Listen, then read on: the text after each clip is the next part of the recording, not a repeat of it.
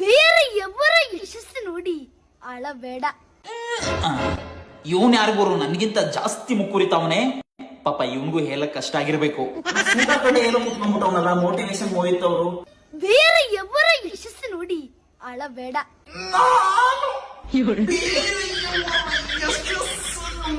ನೋಡಿ ಅಳುತ್ತಿಲ್ಲ. ಚಿಕನ್ ಜಾಸ್ತಿ ತಿಂದು ತಿಂದು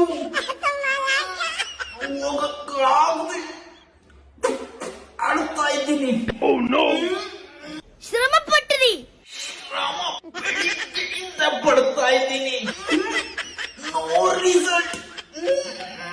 ನಿನ್ನ ಯಶಸ್ಸು ನೋಡಿ ಪ್ರಪಂಚವೇ ಸಂಭ್ರಮಿಸುತ್ತದೆ.